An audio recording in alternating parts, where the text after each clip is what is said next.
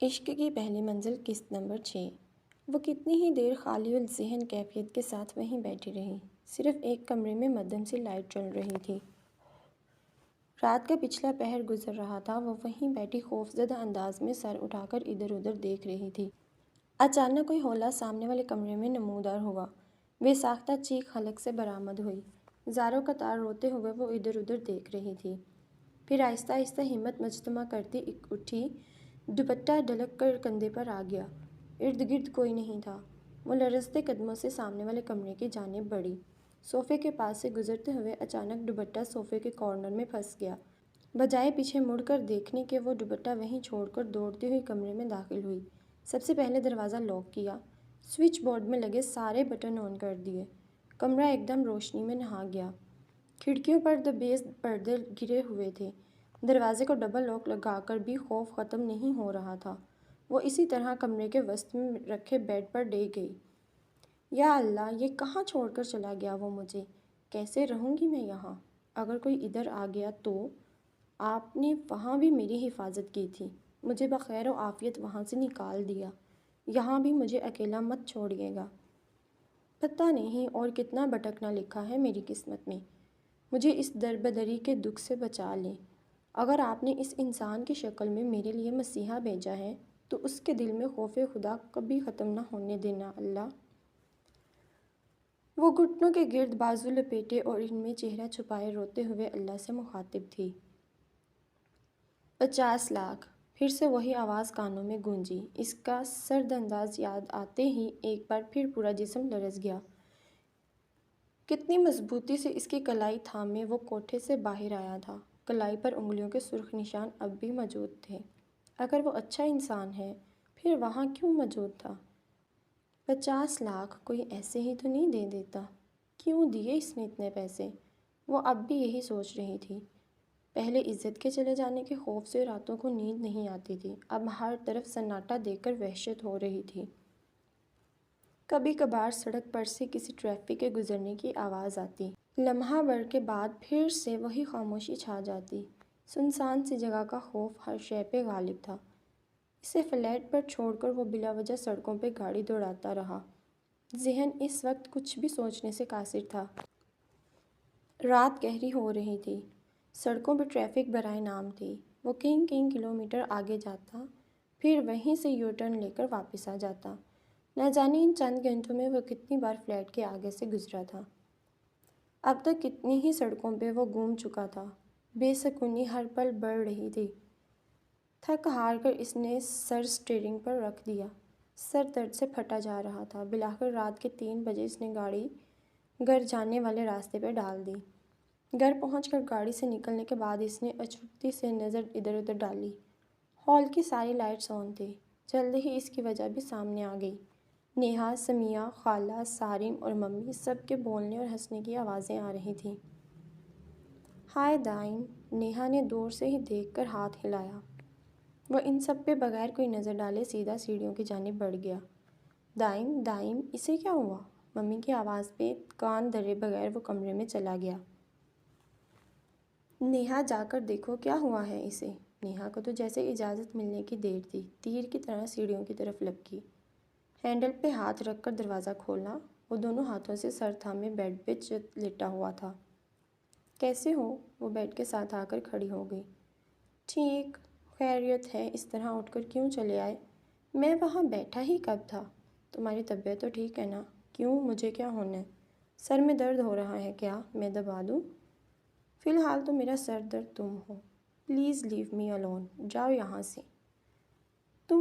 تم مجھے جانے کا کہہ رہے ہو؟ اب دیواروں سے مخاطب ہونے سے تو رہا۔ ظاہر ہے تمہیں ہی کہہ رہا ہوں۔ یعنی کہ تم کہنا چاہتے ہو میں آئندہ یہاں پہ نہ آؤں؟ آنے کی دعوت تو خیر میں نے تمہیں اب بھی نہیں دی۔ Please go from here. میں اس وقت کسی سے بات کرنے کی پوزیشن میں نہیں ہوں۔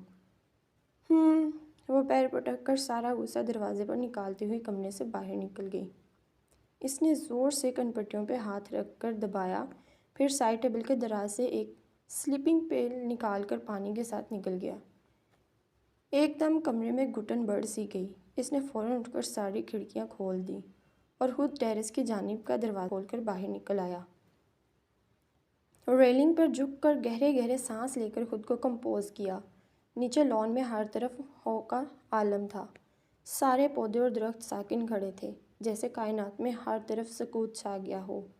بس ایک وہی تھا جسے کسی پل چین نصیب نہیں تھا۔ بے چینی ہر گزرتے لمحے کے ساتھ بڑھتی جا رہی تھی۔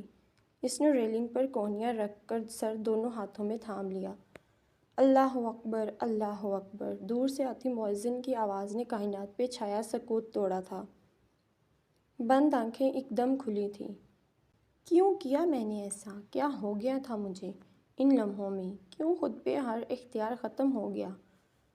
اللہ اکبر، اللہ اکبر! مؤذن کلمات دہرا رہا تھا۔ وہاں پہ تو سینکڑوں لڑکیاں روز آتی اور جاتی ہیں، روزانہ بیچی جاتی ہیں۔ میرا کون سا کوئی رشتہ تھا اس سے؟ پھر کیوں بچا لیا اس کو؟ اشہد ان لا الہ، اشہد ان لا الہ! بغیر سوچے سمجھے 50 لاکھ منہ پر مار آیا۔ کیوں اس کی تکلیف برداشت نہیں ہوئی میرے سے؟ اس نے آنکھیں بند کر کے دیوار کے ساتھ ٹیک لگا لی۔ ایک بار پھر آنسوؤں سے بھری آنکھیں اور لرزتے ہاتھ آنکھوں کے سامنے آ رہے تھے۔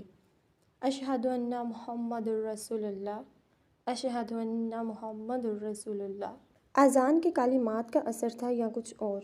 ایک آنسو آنکھ سے نکل کر ہلکی بڑی ہوئی شیو میں جذب ہو گیا۔ اپنی کیفیت خود بھی سمجھ نہیں آ رہی تھی۔ حی علی الصلاح، حی علی الصلاح! وہ کمرے کی طرف واپس مڑ گیا۔ چھوٹی سی شیشی میں سے دوسری گولی بھی نکال کر پانی کے ساتھ گزار گیا۔ حی علی الفلاح، حی علی الفلاح! وہ دکھتے سر کے ساتھ بیڈ پہ گر گیا۔ الصلاۃ خیر من النوم، الصلاۃ خیر من النوم!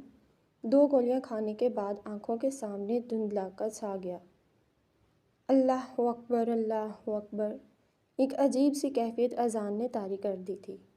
لا الہ الا اللہ! وہ سر جھٹک کر اٹھا، واش بیسن پہ جھک کر پانی کے چھینٹے منہ پر مارے۔ پھر ایک ٹرانس کی کیفیت میں وضو کیا۔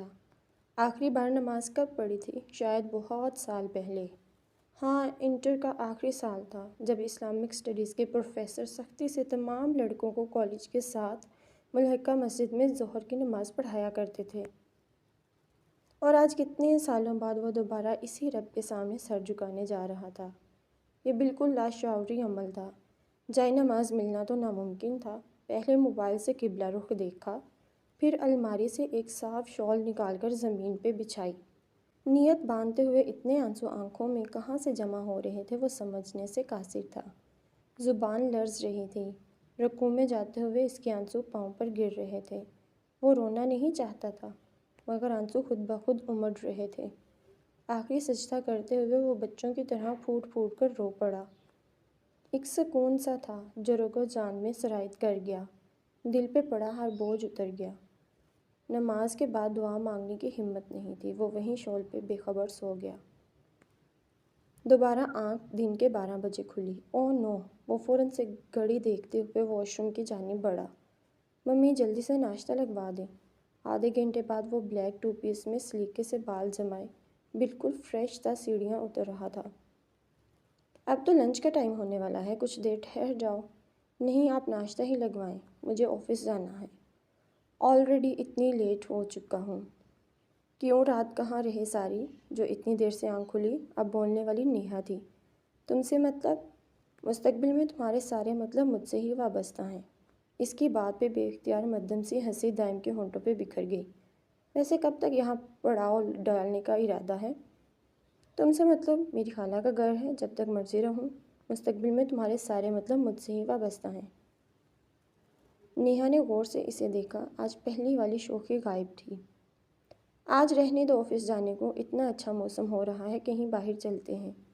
نیور! آفس سے آف نہیں کر سکتا ہوں، ڈیڈی نے سختی سے کہا ہوا ہے۔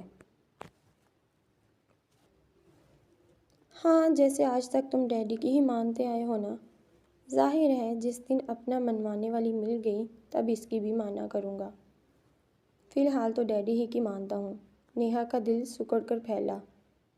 تو اب تک تمہیں ملی ہی نہیں اپنا منوانے والی؟ اس نے بے چینی سے پہلو بدلتے ہوئے پوچھا۔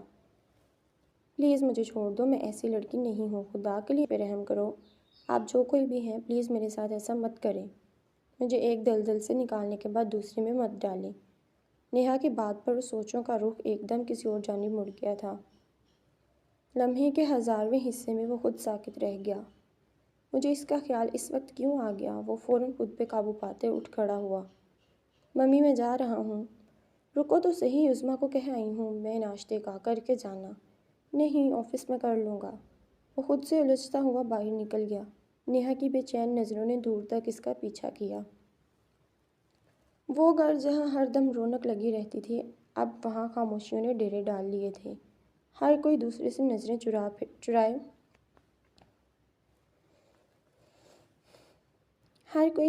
نظریں چرائے پھرتا۔ ایک اور سورج نکل آیا تھا۔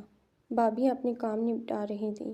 بابا صحن میں بچھی چارپائی پہ لیٹے آسمان کو تک رہے تھے۔ آنکھوں کی نمی بتا رہی تھی کہ وہ کیا سوچ رہے ہیں۔ اماں کو اب بھی ہراہٹ پہ عدن کا گمان ہوتا۔ سارا دن وہ کمرے میں بیٹھی اس کے کپڑوں، کتابوں اور تصویروں کو گلے لگا کر روتی رہتی۔ میری بچی اللہ جانے کس حال میں ہوگی، کہاں ہوگی؟ وہ بار بار عدن کی تصویر کو چوم رہی تھیں۔ اماں، اگر آپ کی یہی حالت رہی تو باقی سب کو کون سنبھالے گا؟ عبداللہ بھائی نے بات کی ہے نا اپنے دوست سے، انشاءاللہ بہت جلد ہماری عدن ہمارے پاس ہوگی۔ اب اٹھیں، باہر آئیں۔ بھابھی اماں کو بازو سے پکڑے باہر لے آئیں۔ تبھی گیٹ کے باہر کسی گاڑی کے ٹائر چرچرانے کی آواز آئی۔ بابا نے آنکھوں میں آئی نمی صاف کرتے ہوئے اٹھ کر دروازہ کھولا۔ گرے کرولا ان کے گھر کے سامنے کھڑی تھی۔